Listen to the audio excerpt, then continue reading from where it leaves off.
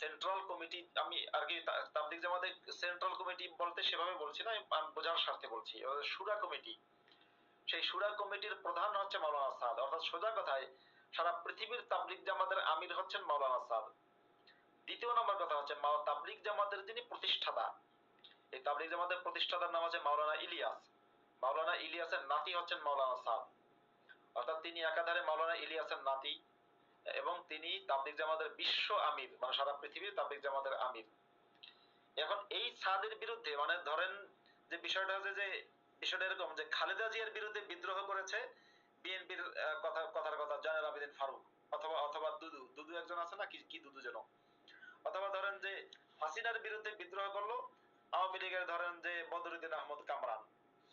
তা এই সারা পৃথিবীর যে তাবলিগ জামাত, সেই তাবলিগ জামাতেরই একটা পার্ট হচ্ছে বাংলাদেশ তাবলিগ জামাত। সেই বাংলাদেশ তাবলিগ জামাতের কিছু মানুষ, জোবায়ের পন্থী যাদের বলা হয়, বা কিছু মানুষ মামুনুল হক বা হেফাজত ইসলাম, তারা এর বিরুদ্ধে বিদ্রোহ করেছে, বলছে আমাদেরটা হচ্ছে সহি। সাদ তো সারা পৃথিবীর তাবলিগ জামাতের আমির। এখন সাদের বিরুদ্ধে তারা খেপা যে কারণে, সাদ হচ্ছে একটা ফতোয়া দিয়েছিলেন যে ফতোয়াটা ইসলামের আলোকে সঠিক, কিন্তু টানটা পড়েছে পকেটে। আপনি যতই ভাই ইসলাম বলেন না যাই বলেন, আসল কথা হচ্ছে মোল্লার কাছে দুটো জিনিস গুরুত্বপূর্ণ। আর মোল্লাদেরকে তো মাদ্রাসায় আমি বলি সেনাবাহিনী, আর ক্যান্টনমেন্টে তৈরি করা হয় সেনাবাহিনী, আর মাদ্রাসায় থাকে হচ্ছে সোনাবাহিনী। তো সোনাবাহিনীর কাছে দুটো জিনিস খুব গুরুত্বপূর্ণ, একটা হচ্ছে তাদের মানে সোনাকে ব্যবহার করা, আর একটা হচ্ছে মানে টাকা পয়সা। এই দুটো জিনিস খুবই গুরুত্বপূর্ণ। মাওলানা সাদ বলেছিলেন নবীর যেখানে 30 হর্স পাওয়ার, সেখানে তো কিছু না কিছু ব্যবহার করাই লাগবে। হ্যাঁ, ঠিকই বলেছেন।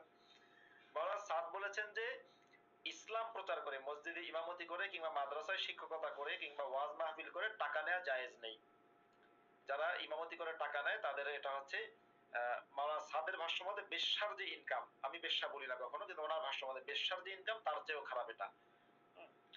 এতে করে এটা কিন্তু সহিহ ফতোয়া, কারণ কোরআনের মধ্যে আছে ওয়ালা তাশতারু, অনেক জায়গায় আছে ওয়ালা তাশতারু বিআয়াতি সামানান কালিলা, যে আমার যে কোরআনের আয়াত আছে, আয়াতকে বিক্রি করে তোমরা অর্থ নিও না, দিন প্রচার করে অর্থ নিও না। ইত্তাবিউ মান লা ইয়াসআলুকুম আজরান ওয়া হুম মুহতাদুন। তারপরে ওয়া কওমি লা আসআলুকুম আলাইহি মালা ইন আজরিয়া ইল্লা আলাল্লাহ, আমি তো আল্লাহর কাছ থেকে পুরস্কার নেব, ধর্ম প্রচারে কোনো পুরস্কার, কোনো টাকা পয়সা তোমাদের কাছে চাই না। এর কোরআনে অনেক অনেক জায়গা আছে। আম তাসআলুহুম আজরান ফাহুম মিন মাগরামিম মুসকালুন, সূরা কলামের মধ্যে আছে।